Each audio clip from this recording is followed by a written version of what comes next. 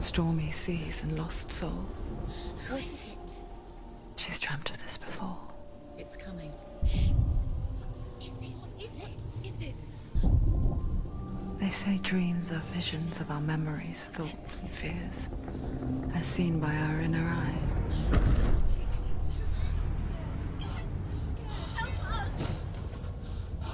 But what if each one of us is always dreaming, even when awake?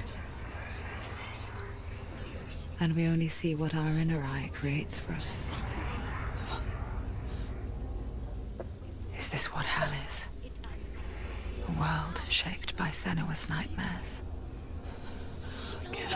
Maybe that's why people fear seeing the world through her eyes. Yes, she's scared. Because if you believe that Senua's reality is twisted, you must accept that yours might be too.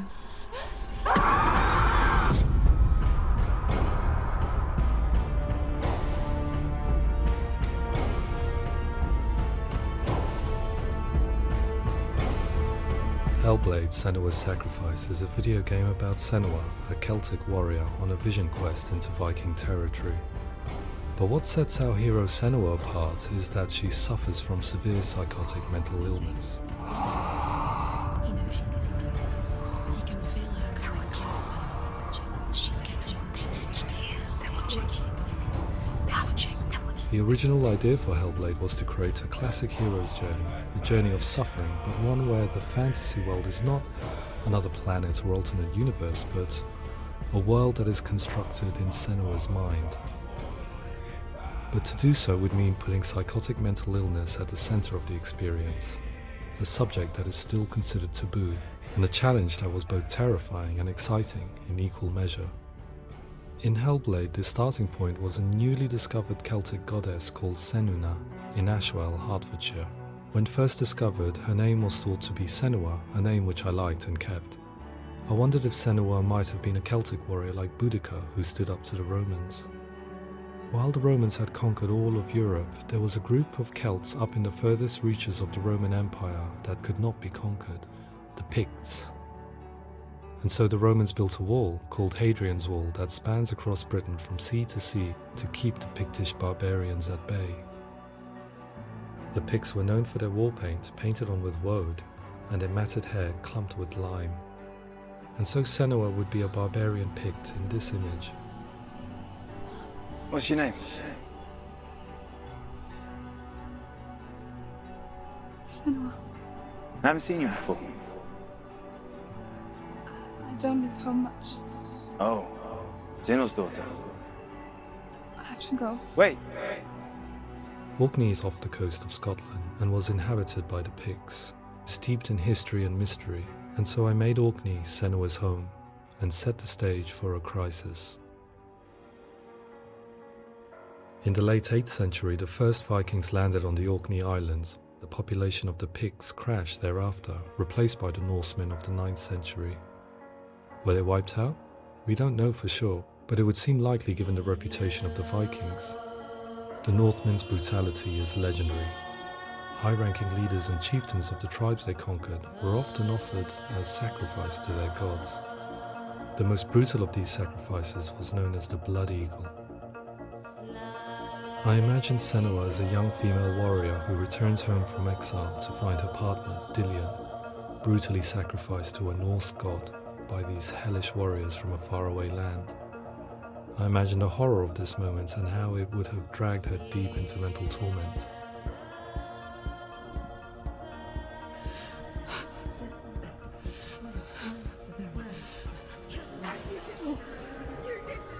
No!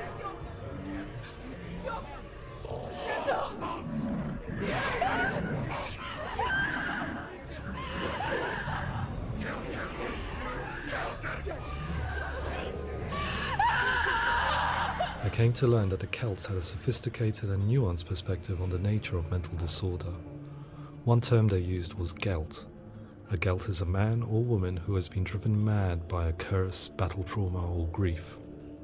The gelt would take to a life in the woods in search of penance, punishment, and purgation. And so Senua became a gelt, cursed by darkness, looking for redemption in the wilds. Another word the Celts used in reference to mental disorders was truth, meaning fool, or Liar. one who utters the words of God. They tell of the mad sinner who flees battle into exile and takes on a beastly nature, growing feathers on his body. The character called Truth in Hellblade is based on a little-known person called Findan, an 8th century Irish Celt who was captured and enslaved by the Vikings, but eventually escaped to Orkney where he became a monk. I will tell you my stories of hell, if I may walk with you. Upon meeting Senua, it would be his stories that fuel her quest deep into their world of gods. The Northmen say the world will come to an end. The sun will grow black, the earth will sink into the sea, the stars will disappear, fire and water will meet, flames will play against the sky, the heavens and earth and all the world will be burned, all the gods will be dead, and the warriors of Valhalla and people everywhere. Senua, prepare yourself for Ragnarok, for it is nigh. So the stage was set for a new adventure, a journey into the Norse underworld called Hell, a vision quest fueled by madness and myth, a fantasy that was created by Senua's own mind, and one that we would experience through her eyes. This is your mission. This is your quest. There is nothing else left.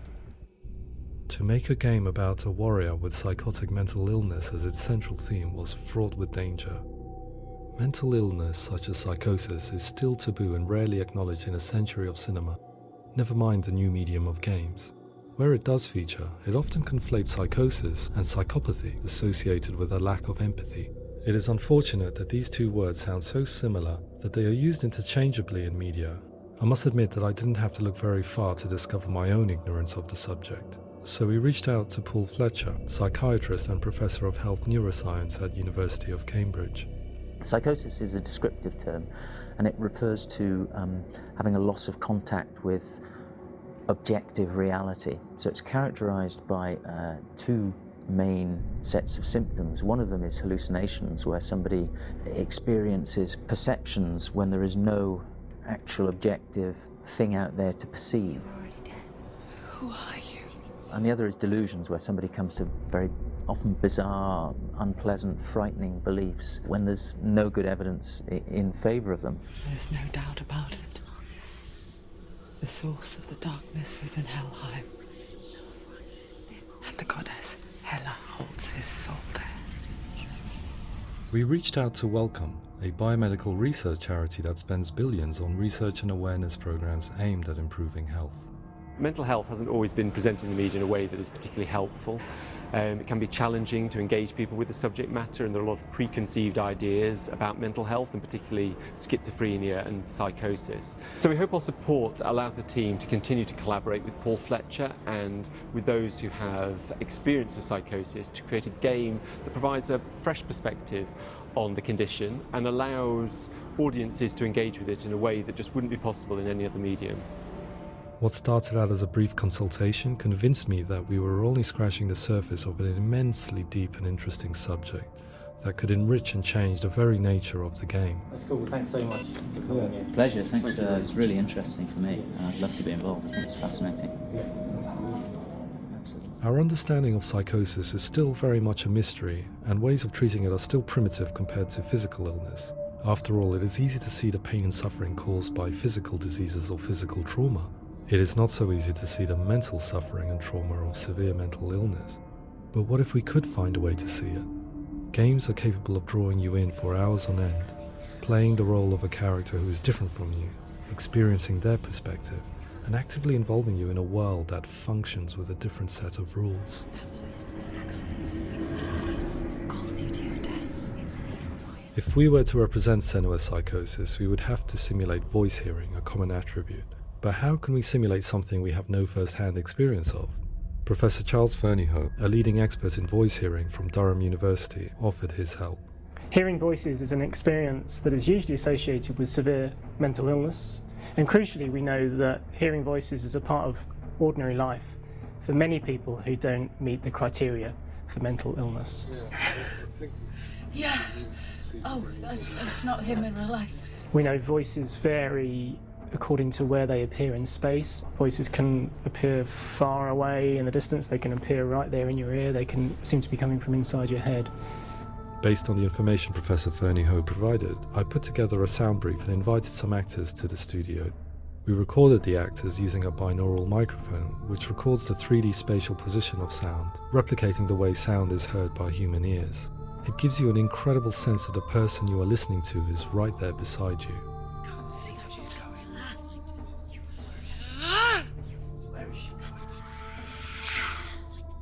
Rachel Waddingham from the Voice Collective came to our studio with 2 young voice hearers to speak to our team.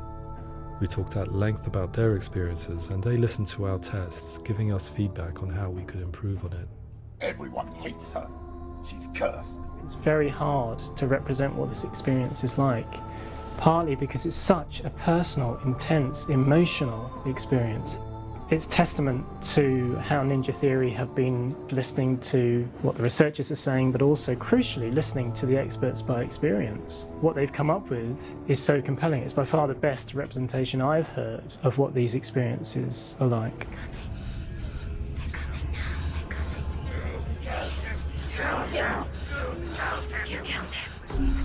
Other common attributes of psychosis are visions and flashbacks. We met with Recovery College East, who work with and care for people recovering from severe mental disorders. A group of service users gave us their first-hand account of what they experience. Sometimes when the visions or what we're seeing is too much, it becomes more difficult until eventually we perhaps don't see anything. The people we spoke to, the stories they told, were fascinating, harrowing and mind-boggling. The reality of what people experience was vivid, far exceeding what I could possibly have imagined. We went away itching to represent some of these visions and flashbacks in the game. Hands will know my heart is so, love is so far away. Don't you know how I wanna feel deeper? I could never know how you grow, all these days are killing me. Now I see deep in me insanity does unfold. I just wanna feel deeper, deeper. I just wanna feel deeper, deeper.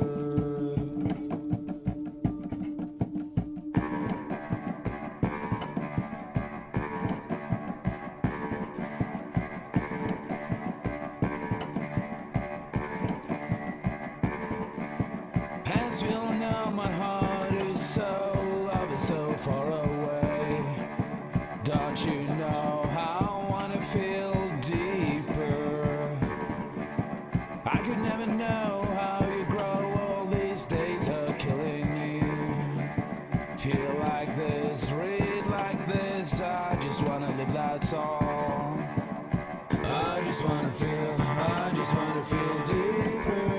deeper. I just wanna feel deeper, deeper.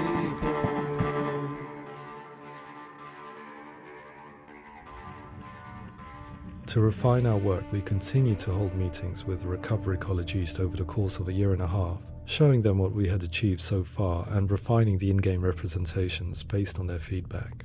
With their help, flashbacks, visions and changes in perception were woven into the story and gameplay of Senua. The students that are involved in this project are incredibly excited about being involved.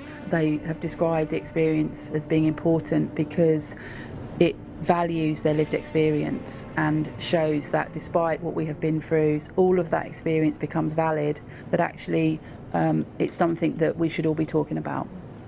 The experiences described range from beautiful to frightening beyond comprehension. I heard of a girl who has to live with an angry voice screaming at her, slamming on her doors and walls 24 hours a day. I met someone who would often see hanging corpses in a room, so real that she would sometimes try to rescue them. The panic and fear that comes with such visions is entirely understandable, and it can be a living horror for some. Worthless, weak, pathetic. Go on, feel sorry for yourself, because there's no one left to do that for you. I was urged by one fellow that we should not shy away from showing this horror, and so I was perpetually torn in making Hellblade. Had we gone too far with our representations or not far enough? broken and lost. Just like your sword. Come on.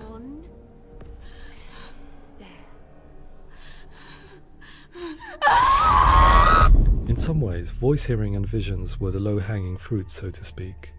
There's another aspect of psychosis that is much harder to explain, but one that I think video games are uniquely able to represent, which are often called delusions. People begin to see patterns in the world. They begin to link things that most people wouldn't link. Most of the things that we might think would be coincidence or, not worth commenting on. Nevertheless, that might have a particular salience or importance for them. One individual described how everyday words, sounds, colours and objects were steeped in meaning to him, forming a strange and sinister puzzle that he was determined to solve but could not quite get to the bottom of. It's not just brain dysfunction. It's not like the system shut down. It's actually an incredibly creative process. The person creates a world populated with voices and phantasms and terrors, and they're completely immersed in it. They believe in it. We often invite people into the studio to play the game. In one of our playtests, they played through much of the game, making associations between runes, secret messages, and the threat of darkness that stalked them.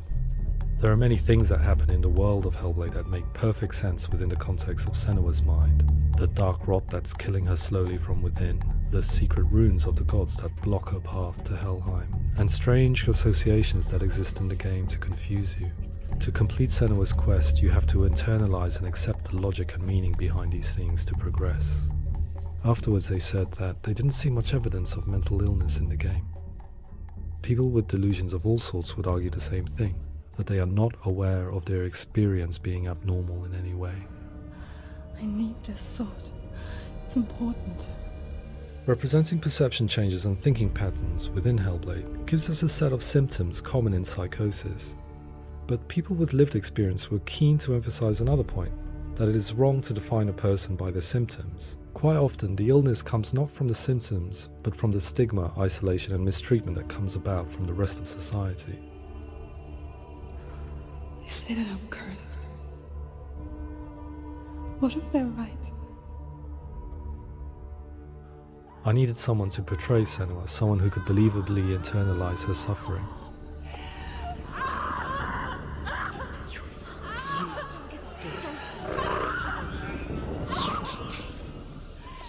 Melina Jurgens, our video editor, had been a stand-in for Senua over a few months while we perfected our motion capture techniques.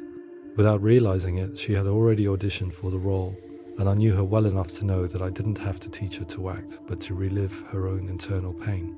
As often is the case, those who have suffered mental anguish are never far from us.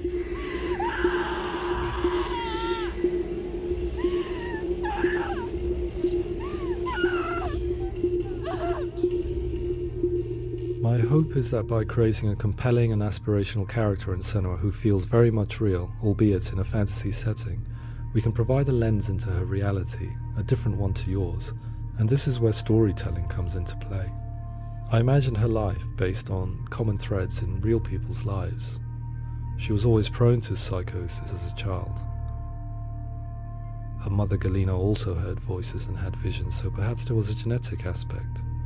Or perhaps it was cultural, as she lived within a world without science, of gods and a superstition, as exemplified by her druid father Zimbal. Psychosis developed in her late teens to early 20s and was exacerbated by stigma and isolation at the hands of the clansmen and her father. This darkness. It's spreading. The trauma of seeing her lover Dillian sacrificed tips her over the edge, making her remodel her reality around a concept that connects everything: the darkness. So the question, is what Senua experiences real? Can only be answered by saying, yes, it is real. It is her reality. All of her suffering will have been for nothing. It's just a matter of time.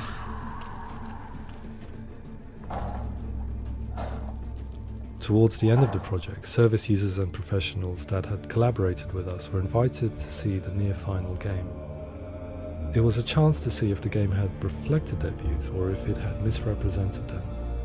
For me, being involved in especially developing Senua's character has been really important, and being able to bring in my perspective and what I see and what I hear, and having that built into the game has been a real privilege. It's gritty and it's meaty, and there are some tough subjects in there that are being tackled with honesty.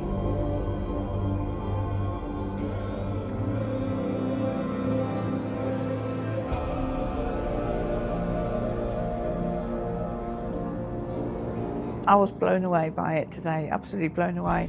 It was just fantastic to get the opportunity to use our lived experience in a very creative way. There's nothing tokenistic about the work we've put in. It feels like we've been listened to, things have been taken on board, and I think there was a lot of realism in the game itself, and it feels very authentic.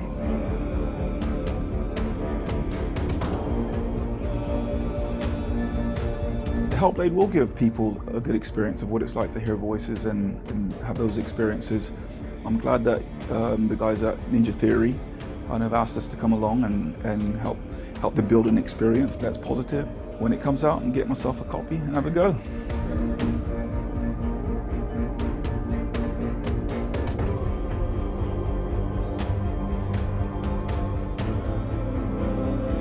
I think all the way through I was really inspired by how the conversations have translated into the game in a way that I think I didn't imagine was possible. So wonderful, really wonderful.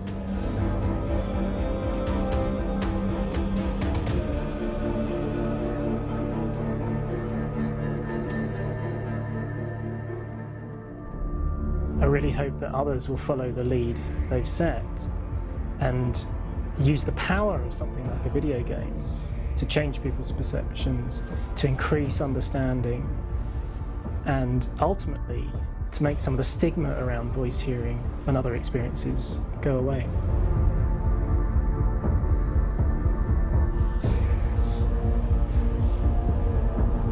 For me, it was really exciting to see something that I explore scientifically being represented so beautifully in a character who's trying to penetrate the mysteries of the environment in which they've been placed, with all of this strange uncertainty and noise and conflicting information that they're getting.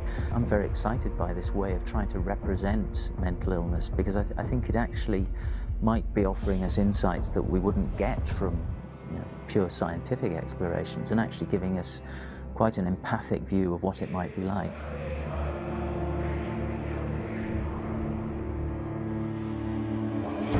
Mental illness has been with us for as long as we have been on this planet, but why?